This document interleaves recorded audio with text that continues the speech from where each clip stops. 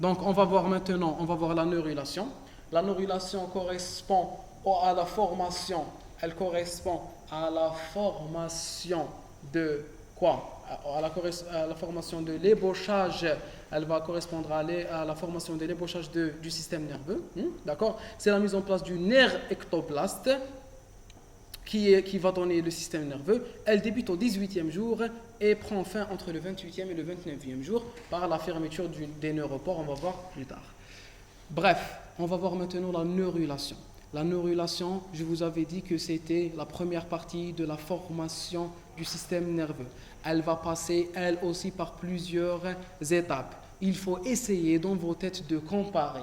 Il faut essayer dans vos têtes de comparer entre la formation du système nerveux, entre la neurulation et la formation de la tige cordale. Les deux phénomènes se ressemblent.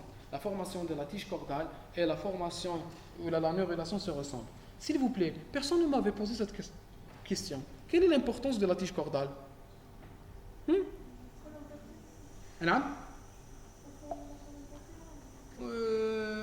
Pas vraiment, non. La tige cordale, attention, la tige cordale, elle a une importance. D'accord? Elle va elle-même constituer ce qu'on appelle... Non. Ce qu'on appelle le nucleus pulposus. Elle va constituer par elle-même le nucleus pulposus. C'est quoi là, le nucleus pulposus? C'est la partie centrale du disque intervertébral. تعرفوا l'hernie discale ولا ما تعرفوش l'hernie discale? L'hernie discale, c'est une évagination, tu as le disque, parmi les constats de l'hernie discale, c'est une évagination, tu as le disque intervertébral. Il faut savoir que votre colonne, votre rachis, votre colonne vertébrale est constituée de vertèbres. Ces vertèbres, ils ne sont pas collées les unes sur les autres. Entre chaque vertèbre et une autre vertèbre, il y a un disque vertébral qui est cartilagineux et visqueux et lipidique. D'accord? C'est le disque intervertébral. Ce disque intervertébral, sa partie centrale, elle s'appelle le nucleus pulposus. Le nucleus pulposus, il est formé à partir de la tige cordale. Ça, c'est le devenir de la tige cordale, c'est ce qu'elle va devenir. Mais elle possède aussi des rôles. Elle a une induction de la neurulation. La tige cordale va stimuler la neurulation. Elle va stimuler la neurulation et elle va stimuler la création des vertèbres. Elle va stimuler la neurulation, elle va disparaître dans les lieux, dans les places au nucleus pulposus, mais elle va stimuler la neurulation et elle va stimuler la formation des vertèbres. Donc la neurulation que nous sommes en train de voir, elle est stimulée par la tige cordale, qu'on a vu dans la 3e semaine. La neurulation est stimulée par la tige cordale. Très bien. L'induction neurale, c'est quoi l'induction? Induire quelque chose, c'est stimuler quelque chose. L'induction neurale est le processus qui détermine une région de l'ectoblaste qui deviendra plaque neurale sur la surface dorsale de l'embryon. L'induction neurale est la stimulation de l'ectoblaste pour qu'il donne dans sa partie médiane, une plaque neurale. L'induction neurale est la stimulation de l'ectoblaste pour la formation de la plaque neurale. La neurulation de l'induction neurale est la stimulation de l'ectoblaste. C'est la stimulation de l'ectoblaste pour la formation du nerf ectoblaste. L'induction neurale est la première étape de la neurulation. L'induction neurale est la stimulation de l'ectoblaste. C'est la stimulation de l'ectoblaste pour qu'il commence à créer une plaque neurale. C'est la stimulation du nerf ectoblaste pour qu'il commence à créer une plaque neurale. Très bien. La neurulation proprement dite, la neurulation est un processus morphogénétique durant lequel la plaque neurale forme le tube neural, donnant ainsi au système nerveux sa forme et sa position finale dans l'axe dorsal de l'embryon. Au cours de la neurulation, ou là à la fin de la neurulation, je vais avoir un tube neural. Qui est situé dans la partie dorsale de l'embryon. Et qui va rester dans la partie dorsale du fœtus et qui va rester dans la partie dorsale du nouveau-né. Donc, au cours de la neurulation, qu'est-ce que je vais avoir? Je vais avoir une stimulation toujours de l'ectoblaste, et c'est cet ectoblaste qui va me constituer une plaque dans sa partie médiane. Cette plaque s'appelle plaque neurale. Cette plaque neurale va se transformer en un tube neural, et c'est le tube neural qui va me donner la fameuse moelle épinière. qui va me donner la fameuse moelle épinière. Qui va me donner la fameuse moelle épinière. Et vous allez voir en histologie, en deuxième année, que la moelle épinière, c'est un tube. La moelle épinière, c'est un tube. Ce n'est pas une tige. Déjà, vous l'avez vu. Vous avez vu en science. En science. En science. La moelle épinière, comment je la représente? Je la représente comme ça. ياك المنطقة أين توجد المادة الرمادية في المركز وهي على شكل آش صح ولا لا والمادة البيضاء موجودة في المحيط périphérique excellent très bien donc cette moelle épinière c'est une coupe transversale la substance grise au centre de la moelle épinière qu'est-ce que j'ai un trou صح ولا لا وهذا le trou comment il s'appelle le trou ou le canal épendymaire. L'éponyme est situé au centre de la moelle épinière. Donc la moelle épinière, tous les shabat, tchibah, matchibah, tatoual, ta'rat, elle gardera un sillon à l'intérieur. Elle restera un tube. La moelle épinière a la structure d'un tube. Pourquoi? Parce qu'elle dérive embryologiquement d'un tube qui est le tube neural. Donc la cavité à l'intérieur du tube neural va être sauvegardée durant toute la vie de l'individu. Puisque chez vous, quand je prends l'un d'entre vous, je le tue. Non, je ne vais pas vous tuer. Je prends sa moelle épinière, d'accord? Je prends sa moelle épinière et je réalise une section. On va remarquer qu'il existe un épendyme. Est-ce que vous avez vu combien ça vous a effrayé quand j'avais dit si je prends l'un d'entre vous, je le tue et on prend un. Ça vous a paru barbare. Ça, c'est barbare. On est là pour sauver les gens, pas pour les tuer. Pourquoi tuons-nous les animaux alors pour réaliser des expérimentations? Vous connaissez Sherrington? Sherrington, c'est l'un des plus grands scientifiques. C'est l'un des plus grands scientifiques qui ont apporté le plus d'informations aux médecins, à la médecine moderne.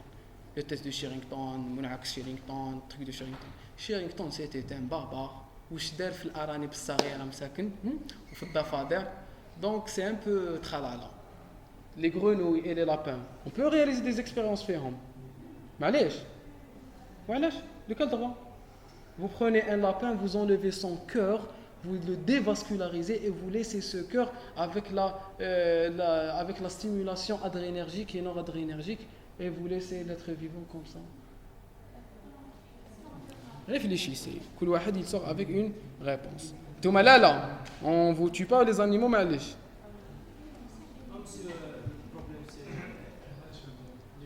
La moelle épinière, elle a la forme d'un tube. Pourquoi? Parce qu'au cours de la vie embryonnaire, chez nous tous, nous avons un tube neural et ce tube neural gardera la formation ou la gardera l'aspect d'un tube durant toute la vie. Très bien. Formation des régions neurales, c'est la dernière étape de la neurulation. Le dernier processus, c'est le plus complexe, c'est la formation des régions neurales. Ce processus implique une série d'interactions inductives par lesquelles le tube neural est divisé en régions distinctes, qui formeront des régions distinctes du système nerveux vertébré. La dernière étape de la neurulation, c'est une étape de différenciation, où je vais avoir un système nerveux central, un système nerveux périphérique, où ce système nerveux central va se diviser en encéphale, en moelle épinière, l'encéphale va se diviser en télencéphale, mésencéphale, diencéphale. D'accord? Donc il y aura une spécificité et les cellules nerveuses vont donner des prolongements pour constituer le fameux système nerveux périphérique. Hadia, c'est la dernière étape, c'est la formation des différentes régions neurales. Donc la neurulation ou la constitution du système nerveux chez l'être humain passe par plusieurs étapes. La première est l'induction neurale qui est la stimulation. C'est la stimulation du système de la création de la plaque neurale. Très bien. La deuxième étape, c'est la neurulation proprement dite. C'est la transformation d'une partie, c'est la partie médiane de l'ectoblaste en une plaque neurale. La dernière étape, plaque neurale qui va devenir tube neural. La dernière étape, c'est la formation des régions spécifiques. Ce tube neural va donner naissance à des structures neurologiques périphériques. périphérique. Très bien. La neurulation se déroule en 3 stades. La neurulation, je suis en train de parler de la formation du tube neural. Le premier stade, c'est le stade de plaque neurale. La plaque neurale, c'est un épaississement qui apparaît à la partie médiane de l'ectoderme ou de l'ectoplaste. Je suis à la partie dorsale, la partie bleue de mon embryon. La région centrale de cette partie externe, elle va me constituer une plaque. C'est la plaque neurale. La deuxième étape, c'est la gouttière neurale. Cette plaque neurale va s'incurver. Elle va s'incurver. Maintenant, c'est quoi? C'est le contraire du développement de la corde. La corde, vous vous en souvenez, c'était une gouttière renversée qui allait devenir plaque. Maintenant, c'est l'inverse. C'est une plaque qui va devenir une gouttière. Ou la gouttière, est-ce que je l'ai appelée gouttière renversée? Non, c'est une gouttière. C'est une gouttière, ce n'est pas une gouttière renversée. Maintenant, je vais avoir une plaque. Cette plaque va se transformer en une gouttière. Ce n'est pas une gouttière renversée, c'est une gouttière. C'est une gouttière. Ce n'est pas une gouttière renversée, c'est une gouttière. C'est une gouttière. Donc j'avais une plaque neurale. Voici mon épiblaste. Voici mon épiblaste. Au niveau de sa partie centrale, il y avait une différenciation d'une partie qui est devenue plaque neurale. Cette plaque neurale va se transformer en une gouttière neurale. Cette gouttière neurale va se transformer en un tube neural. Il y aura des pincements ici et des pincements ici qui vont faire en sorte que cette gouttière se transforme en un tube neural. En un tube neural, et il va laisser quelques parties derrière. Les cellules, elles vont migrer pour me constituer des ganglions, nerveux. On va voir tout ça en détail. Allez, on continue. Donc j'ai un stade de plaque neurale. Cette plaque neurale va se transformer. J'ai un stade de plaque neurale. La plaque neurale va se transformer en gouttière neurale. Et la gouttière neurale va se transformer en un tube neural. Très bien. Le tube neural, la gouttière se ferme en tube. Les bords de la gouttière, regardez, les bords de la gouttière neurale s'isolent et forment des crêtes neurales à l'origine du système nerveux périphérique. Les bords de la gouttière vont s'isoler pour me former le système nerveux périphérique. Je reprends. J'ai une plaque. La plaque va se diviser, elle va se transformer en une gouttière. La gouttière va subir des pincements, où elle va se transformer en un tube. Et ce tube va laisser une partie externe. Je les appelle les crêtes neurales. Et les crêtes neurales vont migrer pour me constituer le système nerveux périphérique. Est-ce que c'est clair? Très bien. Au 20e jour, l'ectoblaste dorsal et médian se différencient dans les 2 tiers crâniaux. Et on va aussi maintenant vous parler d'une certaine répartition topographique. La formation de la plaque neurale, d'accord. Il faut savoir que lorsque je forme une plaque neurale, elle va commencer à se fermer. La fermeture de toute la longueur de la plaque neurale n'a pas lieu en même temps. La fermeture de toute la longueur de la plaque neurale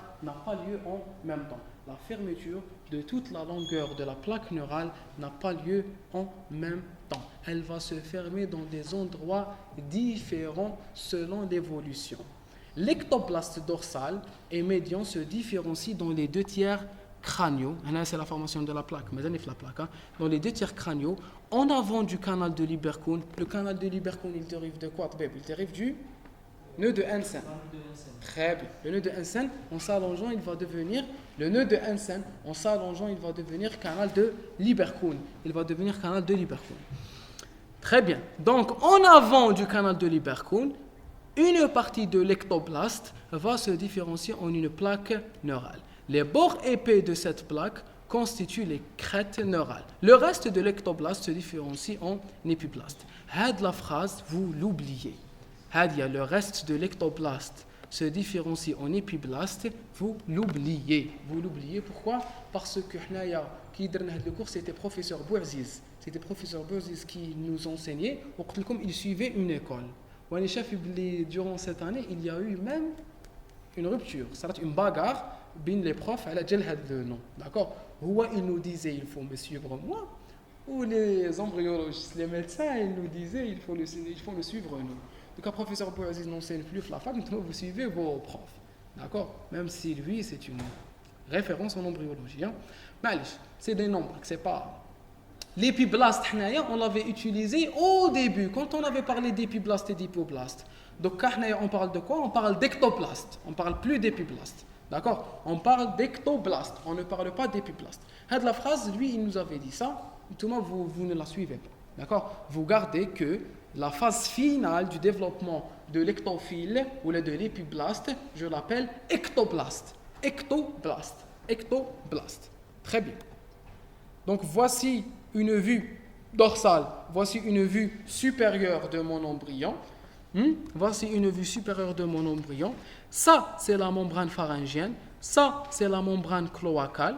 D'accord? Ça, c'est la ligne primitive, ce qu'il en reste. Ça, c'est le nœud de Hensen qui est devenu canal de Lieberkühn. En avant du canal de Lieberkühn, une partie de l'ectoblaste va se différencier en plaque neurale. En plaque neurale. En plaque neurale. Vous voyez cet épiblaste? C'est l'épiblaste qui m'a donné l'entoblaste définitif. C'est l'épiblaste qui m'a donné le mésoblaste. C'est l'épiblaste qui m'a donné la corde, la tige cordale. C'est l'épiblaste qui m'a donné l'ectoblaste définitif. Et c'est l'épiblaste qui m'a donné la plaque neurale. Donc tous ces constituants dérivent de l'épiblaste qui est en bleu. Est-ce que vous vous souvenez? On avait parlé au cours de la 3e semaine bonjour, bien sûr. On avait parlé au cours de la 3e semaine. D'une évolution du feuillet didermique en un feuillet tridermique. On avait dit qu'il y avait une migration de cellules ectophiliques à potentiel mésoblastique qui allaient migrer à l'intérieur. Ces cellules, elles viennent d'où? Elles viennent de l'ectophile, elles viennent de l'épiblaste. Donc c'est l'épiblaste qui m'a donné le mésoblaste. C'est l'épiblaste qui m'a donné la corde. Et c'est l'épiblaste qui m'a donné l'entoblaste définitif. Et en dernier, maintenant, c'est l'épiblaste qui va me donner la plaque neurale.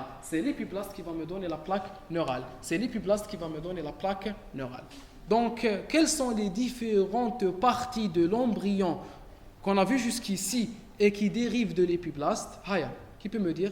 L'entoblaste définitif, on avait rencontré cette information où? Quand on avait dit que les premières cellules ectophiliques qui migraient vers le sillon, vers la ligne primitive, allaient remplacer les cellules ontophiliques pour constituer l'entoblaste définitif. Vous vous en souvenez? Mais bon, vous. Sûr? Très bien. Donc, je vais constituer l'entoblaste. Ensuite, on avait dit qu'il y avait des cellules qui allaient constituer le mésoblaste. Ensuite, on avait dit qu'il y avait des cellules qui allaient former la corde. Le canal cordal fissuré, gouttière renversée puis plaque, enfin une tige cordale. Et on avait dit que les cellules qui restaient allaient devenir ectoblastes. Cet ectoblaste, il va aussi donner naissance à la plaque neurale. Très bien. On continue. Au 21e jour, ici commence le stade de gouttière neurale. La plaque neurale s'enfonce et s'incurve en une gouttière. Les lèvres de cette gouttière sont volumineuses et saillantes dans le tiers crânial. Il y aura une formation de lèvres. La délimitation de la plaque, elle se fait comme ça, s'il vous plaît. La délimitation de ma plaque, ça c'est la plaque neurale. La délimitation de la plaque, elle va me donner une gouttière. Elle ne va pas se fermer totalement. Elle ne va pas se fermer totalement comme ça. Elle va se fermer, mais elle va laisser une partie de la plaque comme ça.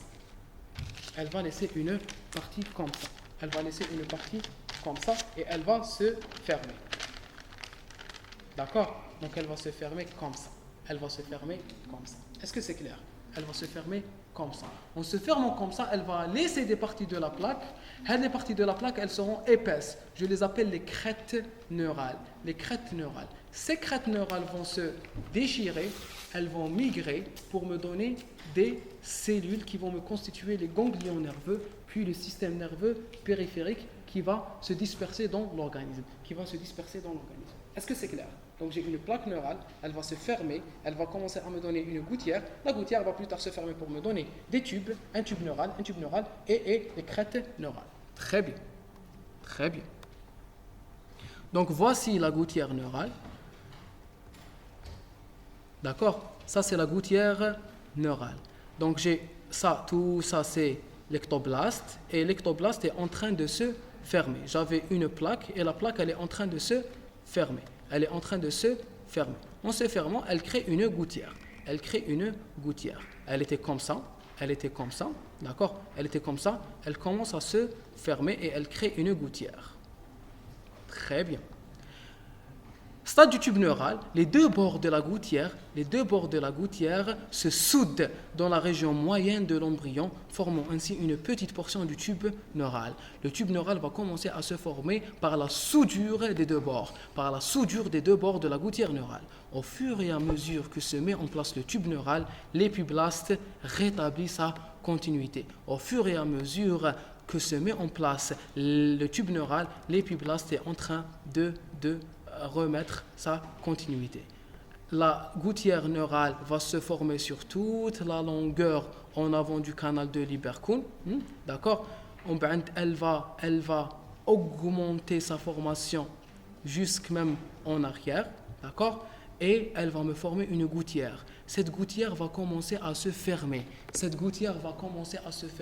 La fermeture ne commence pas dans une partie distale ou dans une partie proximale. Elle ne va pas se fermer en avant, elle ne va pas se fermer en arrière, elle va commencer à se fermer au centre. Elle va commencer à se fermer au milieu. La plaque neurale va se différencier en une gouttière neurale.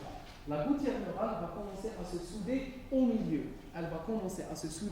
milieu. Puis la soudure va évoluer vers les périphéries. Maintenant, elle va évoluer vers la partie antérieure et elle va évoluer vers la partie postérieure. Est-ce que c'est clair? Elle commence au milieu. La soudure commence au milieu et elle commence à avancer en avant et en arrière. Très bien. Le canal de Lieberkühn s'obture. Il va s'obturer. Avec le canal, il va se fermer. Il va être remplacé par des cellules de l'ectoblaste. Le processus de soudure des deux bords se poursuit en direction crâniale et caudale. Je vous avais dit que la soudure commençait au centre et évoluait vers les deux côtés, vers la partie antérieure et vers la partie postérieure. Très bien. Donc, regardez à la fin, qu'est-ce que je vais avoir? Je vais avoir un tube. Tout ça, c'est quoi? C'est un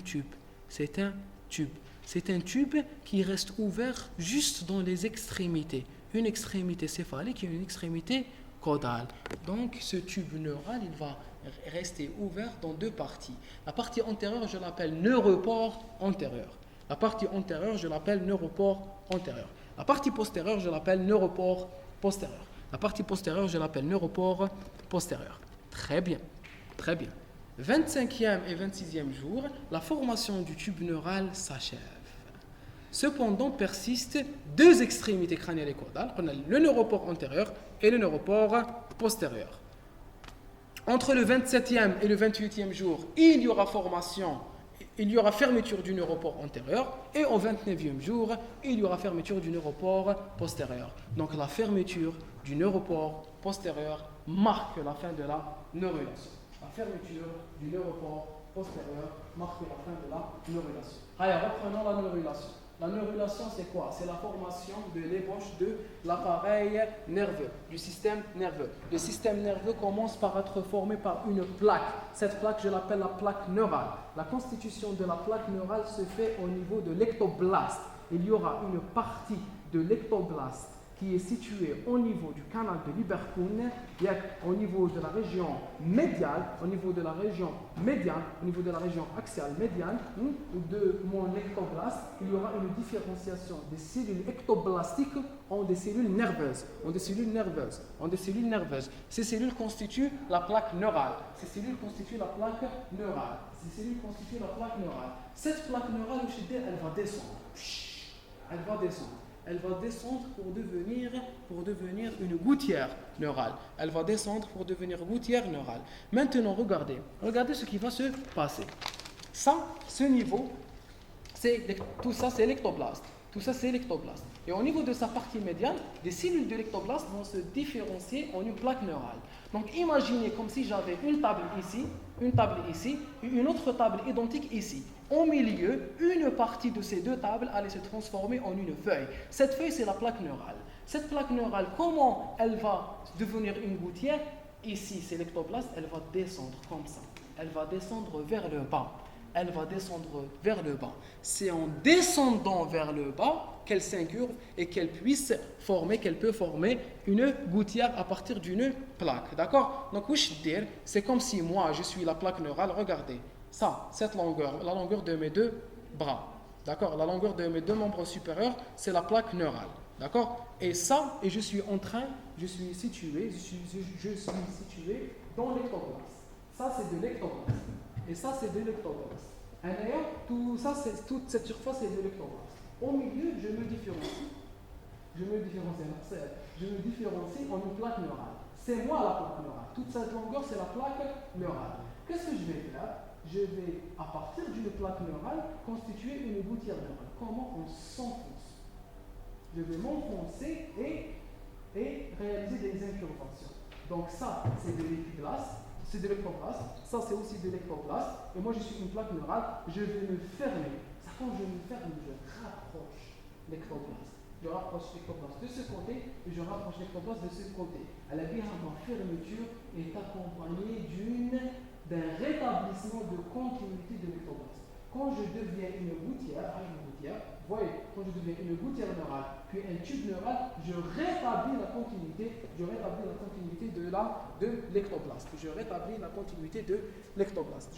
continuité de l'ectoblaste. Très bien.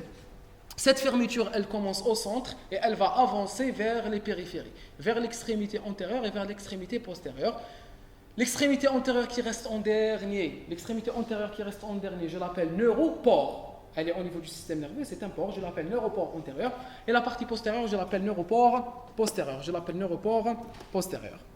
Très bien. Donc voici un petit schéma. Ça, c'est la fameuse plaque neurale. C'est des cellules qui dérivent de l'ectoblaste. Ils vont s'incurver pour réaliser une gouttière neurale. La gouttière neurale va se fermer. Elle se ferme comment? En s'enfonçant, en allant vers l'intérieur, et elle rétablit la continuité de l'épiblaste. Elle rétablit la continuité de l'ectoblaste. Très bien. Ça, c'est le stade de tube neural. Vous voyez qu'au stade de tube neural, l'ectoblaste a rétabli sa continuité. C'est clair? On a une partie des cellules après soudure elle va migrer pour me constituer le système nerveux périphérique. Est-ce que c'est clair? Ça, c'est la neurulation. L'ectoblaste au-dessus rétablit progressivement sa continuité. La fermeture du tube neural se fait de manière progressive et bidirectionnelle. Elle commence au centre et elle va en avant et en arrière. Elle commence à la partie moyenne de l'embryon et progresse en avant et en arrière. Sur un même embryon, les trois stades coexistent. Quels stades? Ce sont les stades de tube neural, gouttière neurale et plaque neurale. Ce sont les trois stades qui peuvent coexister sur un même embryon. C'est quoi ces stades? Ce sont les stades de tube neural, de gouttière neurale et de plaque neurale. Comment ces trois stades peuvent-ils coexister? Prenez bien, la fermeture commence au milieu. Donc la fermeture se fait au milieu. Au milieu, quand il y a fermeture, qu'est-ce qu'il y a? Formation d'un tube neural. Juste devant, la fermeture n'est pas complète. C'est une gouttière. Donc ça, quand je mets loin du centre, c'est encore plat. C'est une plaque neurale. Donc je peux avoir ici un tube neural, un peu loin une gouttière neurale, et tout loin, je vais avoir une plaque neurale. Donc les trois stades peuvent coexister.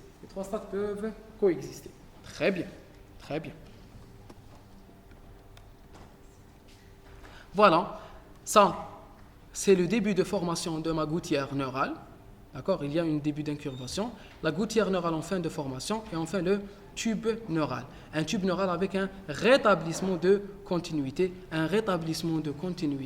de mon ectoblaste. Regardez, quand je passe à une étape plus avancée, ça commence à ressembler à une moelle épinière ou non?